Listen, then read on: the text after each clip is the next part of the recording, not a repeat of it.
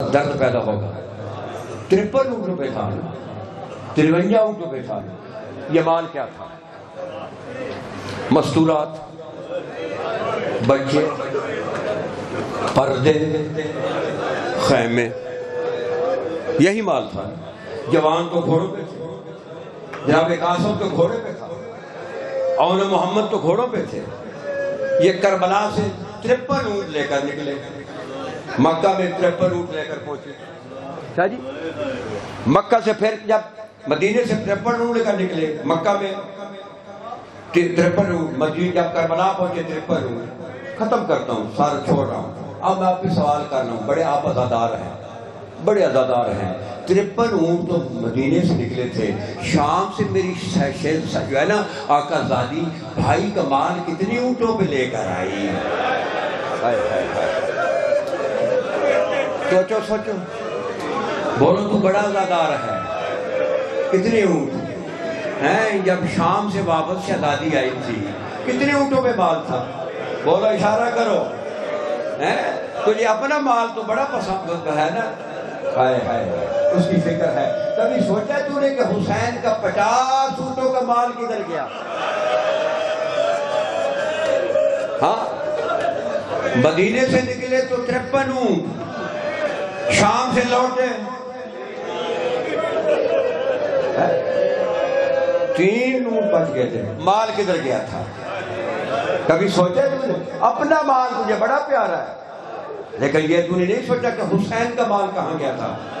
کچھ مال تو جب مولا کی شہادت ہوئی نا، مسلمان ہائے ہائے ہائے ہائے مودت فی القربا کی شعلے لے کر، یہی کہوں نا، جب خیام کو آ کر جلایا نا، خیمے جل گئے، پردے جل گئے. خدا کی قسم ایک جملہ میں نے مقتل میں پڑھا ہے کہ جب یہ خیمے بھی جل گئے نا، خیمے بھی وہاں پہ، تو جب شہزادی جو تھی نا، شہزادی اب اس نے نکلنا تھا، بچے ایسے نکلے جیسے تسبیح کا دھاگا ٹوٹتا ہے. جناب سجاد کے سرانے کھڑے ہوئی نا، گرم گرم آنسو شہزادے سجاد کے چہرے پہ پڑے. آنکھ کھولی، کہا بیٹا تو میرے نانے کی امت میں تو امام ہے، اب بتاؤ جل کے مر جاؤں یا باہر نکل جاؤں؟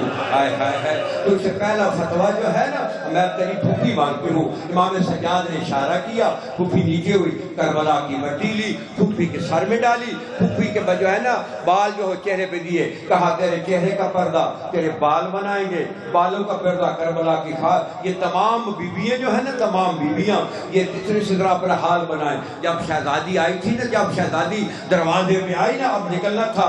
کبھی مدینے کی طرف منہ کرتی ہے، کبھی نجف کی طرف منہ کرتی ہے، کبھی مدینے کے، اور کیا کہتے ہیں، واہ حجابا، ہائے میرا پردہ. کچھ مال جل گیا، اور کچھ مال شام غریباں، شام غریب جی بابا جل گیا مال. جب خیام کو کچھ مال شام غریباں. دیکھیں اگر کسی کا بیٹا اگر فوت ہو جائے جوان بھی، ماں جو ہے پھر بھی آہستہ آہستہ صبر آ جاتا ہے، لیکن جس کا گم جائے نا، وہ ماں قبر تک نہیں بھولتی. شام غریبہ شہزادی ایک ریت کے ٹیلے پہ بیٹھی ہے، کول بہنیں بیٹھی ہیں، کہتے اپنے اپنے بچوں کی گنتی کرو. ہائے ہائے ہائے ہائے ہائے. کوئی کہتی ہے میرے 2 بچے، کوئی نہیں. کوئی کہتی ہے میرا 1 بچہ، کوئی نہیں. جناب رباب کہتی ہے جو ہے نا میری سکینہ بھی نظر نہیں آ رہی. جناب سیدہ رقیہ کہتی ہے کہ 2 بچے تو بابے کے ساتھ چلے گئے. اب علی کی شہزادی حسین کا مال ڈھونڈنے کے لیے گئی. جب مال ملتا نا، نبض پہا، انا للہ و انا الیہ راجعون. یہ حسین کا مال ہے. با شریف ہو 11 محرم کی سپار کو سید چلے کربلا سے، 12 محرم کی صبح پہنچے کوفہ میں. سفر کس پہ تھا؟ اونٹوں پہ. کاروں پہ نہیں تھا، بسوں پہ نہیں تھا، اونٹوں پہ سفر تھا. ایک رات میں 120 کلومیٹر. یہ تو سیدھا رستہ ہے، 120 کلومیٹر یہ سیدھا. ماں کو بچہ کتنی دیر پکڑ سکتا ہے؟